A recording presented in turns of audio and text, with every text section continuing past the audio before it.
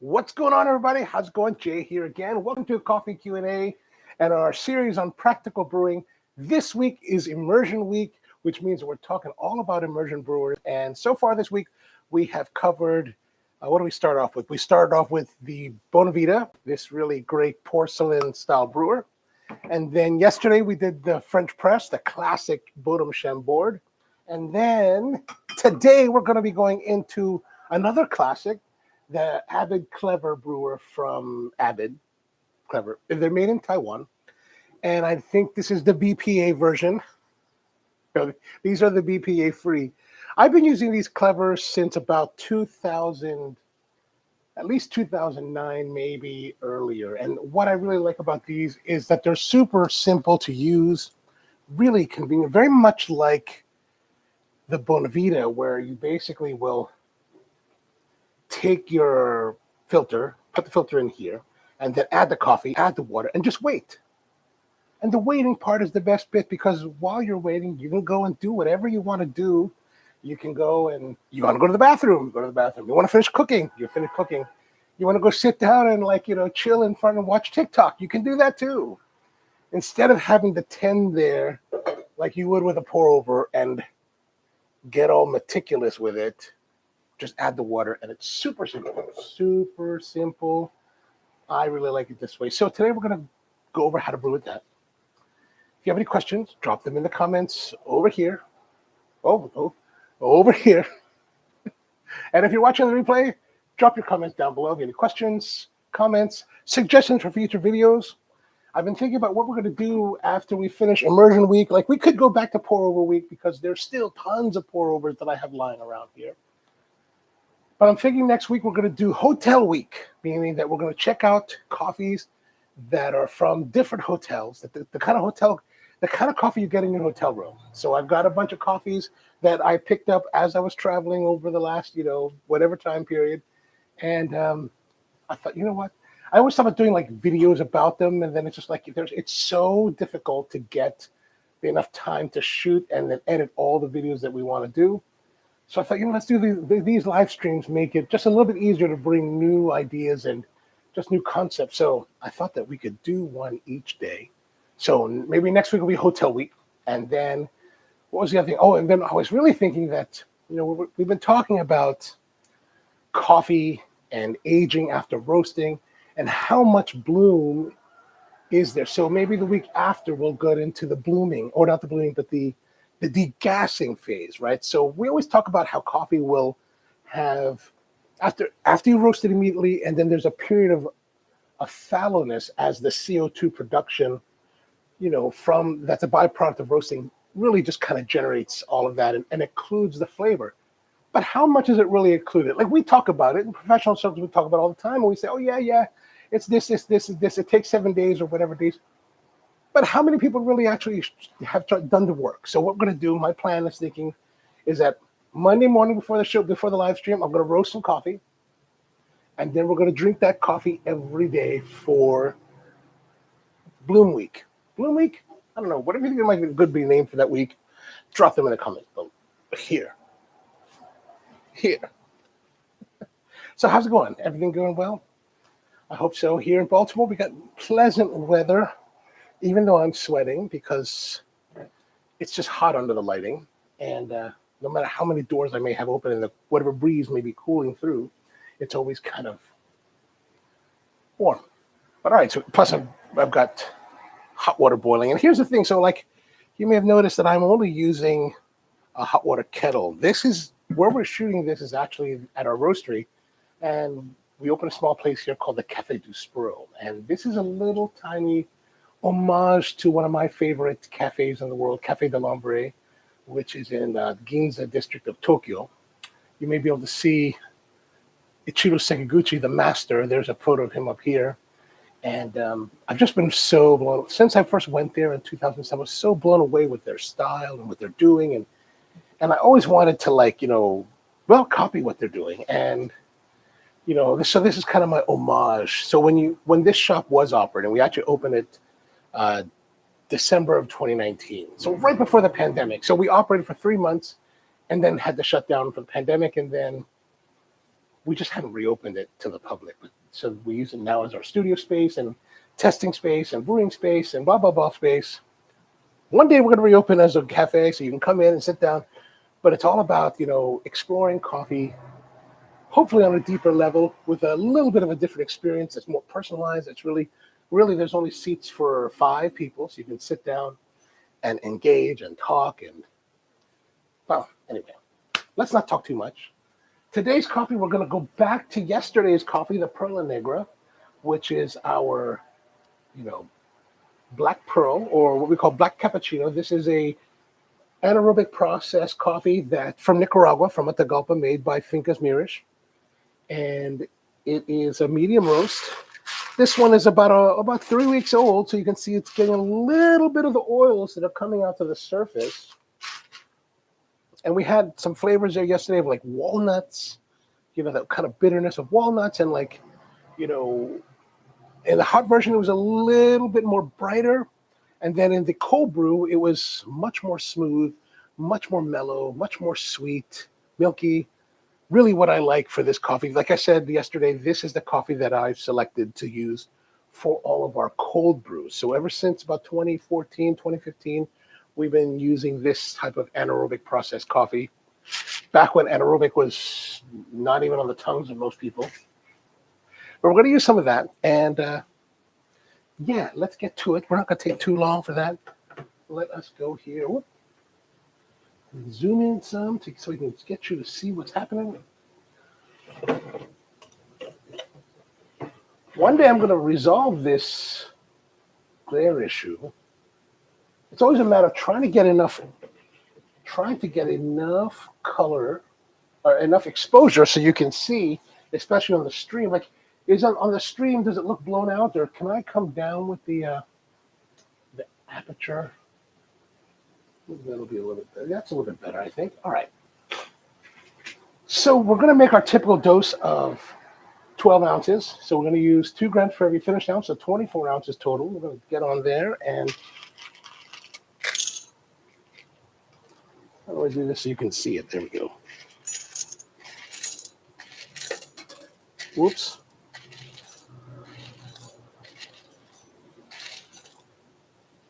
All right, a little bit extra for the grinder.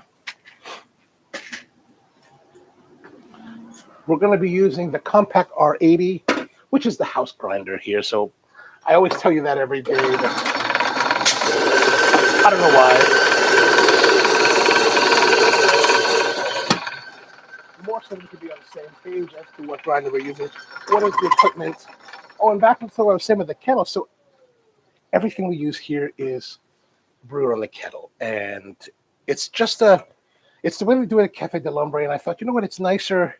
It's a little bit of a nicer, more compact way of boiling water than having a big, water tower. Like we had big water towers at Spro, at the Hamden shop. And they're cool. They have a lot of water on demand. This does take a little bit more time. This takes a lot more, thinking about how to keep boiling, when to stop, when to boil again, when to add a cool water, fresh water. So it's a little bit more involved. Then we have some woodsy, some earthiness, some like diatomaceous earth on the fragrance. So we'd say fragrance because it's the dry smell. But if it's wet smell, like with water, we call it the broma. I don't really know why. That's just kind of how they broke it down. A little bit of toast, like brown toast, like toasted bread. All right. Now let us prepare our Clever.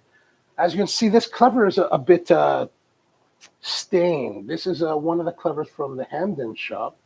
This literally has made thousands and thousands of coffees. And if one of our regulars that has come to us and had coffee made, at one point in time, your coffee was actually made in this brewer, probably within the last, any time after 2019. I think this was replaced in 2019. And so as you can see, what makes the Clever really the Clever? And it's this vessel here that's got ribbing so that you can pull so it keeps the filter off of the sides and allows better water flow. That only matters at the very end. And you can see down here at the bottom, there's a little bit of a valve. You can see that better here on the bottom. And what this is, it's a plate. And it's really simple. Like, I don't know if you can see this very well, but it's basically a stem inside here that has a silicon something that goes around a silicon O-ring, and it's all based on gravity, right? So the plate hangs down and keeps the seal until the moment you place this on a cup and it opens the valve. It pushes up on the plate and opens the valve, and then the liquid flies through. Now, there are little feet here on the bottom of the brewer, right? These feet are what keep the valve, when you put it on the counter, that's what keeps the valve from being activated. Now, if you have the occasion of breaking one of these feet, right? We've had that happen. Like, maybe one of the baristas dropped it, landed on the foot, and snapped it off.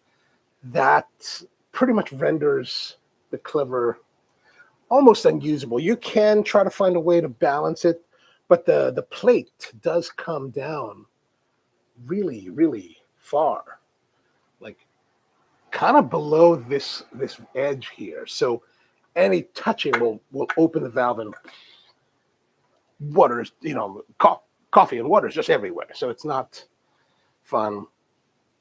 And the nice thing, these are relatively inexpensive. They're about $30. This is an older model. This is with the BPA-free version, which was a big thing when everyone was converting away from BPA-type plastics. Now, of course, pretty much everything is BPA-free, and Clever also has more updated designs. Like, this is an old design. This is the original design. Now they have with a little bit of scalloping on the edges, and they've got it's just a nicer looking kind of, stylish version of the brewer. And they also have it in many different colors. You can get a clear, smoked, you can get yellow, I think orange, red, blue, whatever you want. You can kind of get that. And also comes, I forgot to put, it does come with a lid, so that as you're brewing, you can put the lid on top and you can retain the heat, right? That's the idea. As it's waiting, you put this lid on and it retains heat. Now, here's the thing. So while there is no gasket on this, if there is enough steam that condenses on here, on the rim, right, it can create, enough water so that it will actually seal. And so when you open the valve, it creates a vacuum. And I've seen them, the most extreme that I've ever seen this happening is that it just stopped flowing. Like, that was like, whoa, that's amazing. A lot of times it'll just slow down the flow. And why that's happening is because as you may be aware, when you have a particular volume and you're displacing it, something has to go in its place, and that's typically air. But if it ends up sealing tight, airtight, no air can get in, and therefore it doesn't move. So just be aware. So when we were working with this in the shop, we would just simply take this, click it over. So we would basically put it on top of the mug, hit it like that, and then totally done. Totally done. All right, so let's see here. We're going to take this, we're going to put that on top. Now we've got our filters. And this is a wedge-shaped brewer, right? So we're just going to fold over the edges at the seams. As you know, I like to go wing out, so I like to go different directions. And I always tend to put the seam towards the handle, right? We're going to add our coffee. And we're going to zero it out. Also, we want to make sure that we're just going to level out the water just a little bit. I'm going to boost up the water temperature just a little bit. It's been sitting a bit while we've been talking.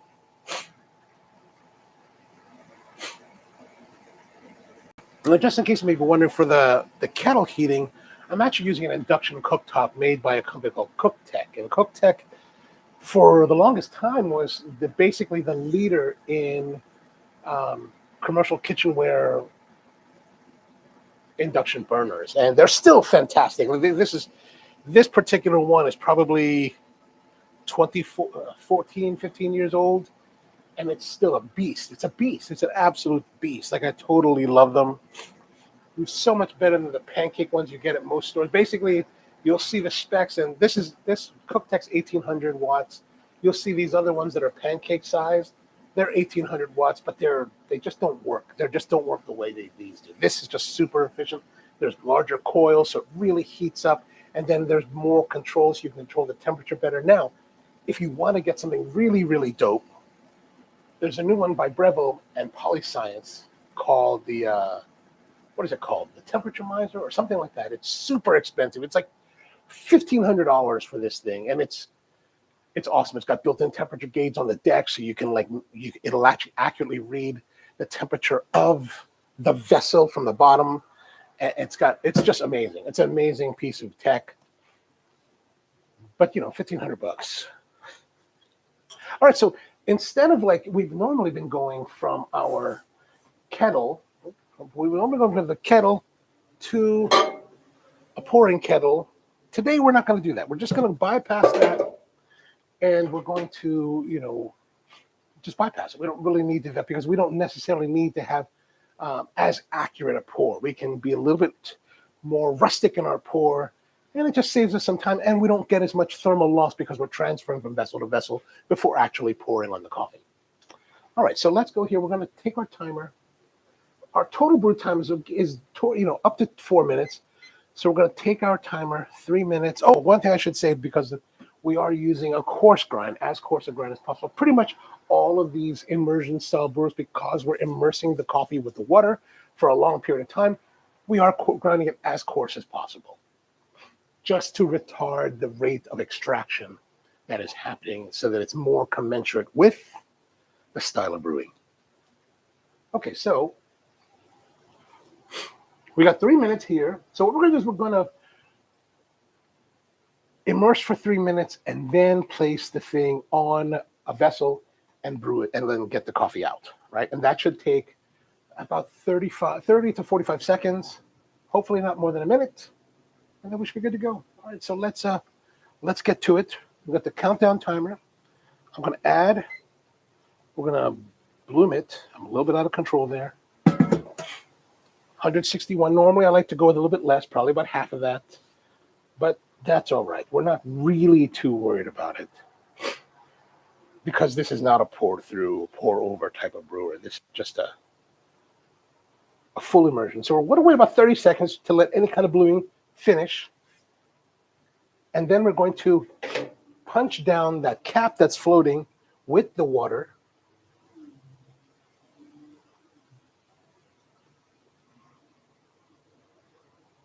We want to make sure that we're saturating all of the coffee on top so that everything is wet and extracting, right? Because if it's floating on top of it, it's not extracting. Oh, and we're going to 350 grams, a little bit over. Now I'm going to put the top on, like I said, because we want to have it control the thermal temperature and give us, we want to control the temperature and give us thermal stability. All right, so we're going to take our brewing vessel. This is where we're going to, brew into. Put that aside so it's all ready. Oh my goodness, I've been so much on air conditioning that I get a little bit of sniffles here. It's very, very distracting, I must say. So I don't know. So what else should we talk about? How's everything going in your world? Anything good happening? Anything troubling? Let me know. I'm interested to know. Here we've got what do we have going on over here? We got more coffee coming in. I'm working with some of our producers to find some really nice lots that are going to come in for the fall. And we're also working on some new packaging here at Spro because we want to do nicer packaging. Like I think we've always had nice packaging, but how do we, make that better? One of the things that in coffee that I've always kind of felt strongly about is that I really hate the bags. I hate the bags. I just hate the way it looks. It's just so, even these standee bags that are printed on all sides that are really supposed to be nice. I'm just like, everybody looks the same. Everything's the same. It's like, how do we make our packaging nicer, more special? How do we make the experience of our guests, whether they're in-house or they're at home, how do we make the experience of working with our coffees to be even more enjoyable, right? From the moment that you receive it, the moment through the whole process of opening your packaging and looking at it and feeling it and working with it, how can we make that to be a more enjoyable experience? That's what I've been thinking about lately. That's really how I spend my time. All right, we're almost there. We're almost there. Look at that. 4, 3, 2, 1. So now we've got our timer hitting. Oh, we're just gonna stop that. And now we're gonna take this here. We're gonna place it on top. Like I said, so I'm gonna show you this. Like I said, we're gonna take this and slightly ajar the lid just to allow airflow. And then I'm gonna show you here. We're just going to take this. You'll see the valve is going to open and whoop, and immediately the liquid is flowing, right? The liquid is flowing. Oh, I don't know why I stopped that timer. Actually, I should have been running the timer upwards, not downwards, but that's all right. You can kind of see the level as it's flowing through.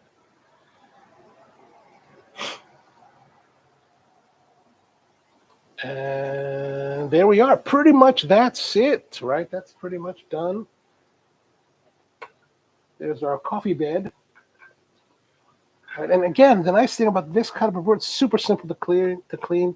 I just take this, and then I'll just toss that in the trash. Now we've got a little bit of coffee left in here, and basically I'm just going to rinse that out. A little bit of water. Maybe another rinse of water. And that's pretty much good to go. We'll put that aside. It'll dry out and get nice. All right, so let's get our glass. Oh, could be a little bit nicer looking. All right, children, make sure that you have to polish your glass. You have to listen. Don't do what I'm doing here. I should have polished it. Normally I'm polishing this, but today I forgot to do that this morning. All right, so we're going to take our coffee and pour that in here. There it is. Oops. Yeah, nice and clear. That's the nice thing about these immersion brewers is that you can, get a nice full brew with them because through the immersion system, but because they're using filters, you filter out the minor sediment and the oils that you would normally get if you were making a French press, right? So that's really one of the advantages of the immersion style brewing. All right, let's have a taste of our coffee.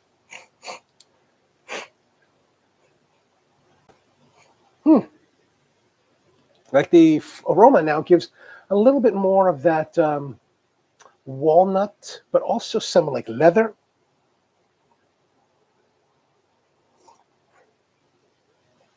Oh, it's still pretty hot. Yeah. 21 years in the business, you think I would know that it's going to be pretty hot. It's there's that walnut bitterness on the finish. I mean, I really find this coffee to be very different hot than cold. Like, it's almost night and day. Like, there's like the milky sweetness comes out when it's cool or done as a cold brew. But when it's hot, it's got these walnut bitterness, these kind of acidic brightness to it, but not like super bright, like not hipster bright, IPA kind of lover bright, not like that. But there's a strong brightness. There's a medium bodied, rounded,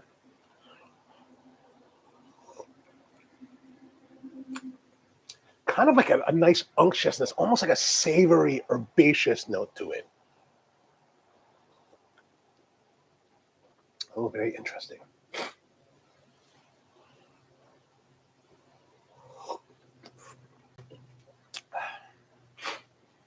Yeah, all right, that's pretty good. That's pretty good. All right, I guess that's going to be good for today. We'll be back in tomorrow with an unboxing of the new Hario Switch. I know a lot of people have been talking about Hario Switch, Hario Switch, Hario Switch. Everybody loves Hario. I'm actually not one of those people. Like Hario and I had a bad taste of Hario when they first started in the United States. Their distributors here were just really difficult to deal with, and I was just like, we wanted to bring their product in. We tried bringing that product. We did bring some of their product in. They were just so difficult that I was just so turned off. I was like, you know what? Done. We're going to go with other brands. Like I mentioned this during the Bee House. pour over after the live stream it. So, I've kind of got this sketchiness about Hario because of that experience. And but I was in Tokyo early this summer, and I know people like to switch. And I was like, well, I'll give it a try. And so I happened to go to Tokyo Hands, which is this really great department store, and picked up one. And we're gonna unbox that thing and give it a try tomorrow. So be sure to tune in, or wait for the replay. But if you have any questions or comments, please leave them down below. I'd love to hear from you and any of your thoughts. And actually, one of our viewers commented on yesterday's video about the signage and said, oh, I see the FOP sign. Actually, this is not an FOP sign, which is a Fraternal Order of Police. This is actually an IATSE sign, which means IATSE, which is the International Alliance of Theatrical Stage Employees and Motion Picture Operator Technicians of the United States and Canada, AFL-CIO, of which I've been a member for 30 years now. And so, and these are the stickers that our local 487 has created, or it had created, to put on the back of flats and any kind of set that they were building, just to let people know, strength. And so I got some when I was at the Union Hall a while back, and I was like, when we built this place, I was like, oh, well, I'm a member. It's built by members of 487, so that's it. But it just kind of like keeps me with a link to our past. I haven't really worked actively in motion picture production since 2005, I think it was. I just found not too long ago a receipt out of the check stub from that show. It was untitled. It was called Untitled High School Musical, which eventually became High School Musical, the very first one. I did a bit of work on that one, which is the only reason why my niece thinks I'm cool. Like my young niece, she's like, "Whoa, you know Zac Efron?" Well, not really.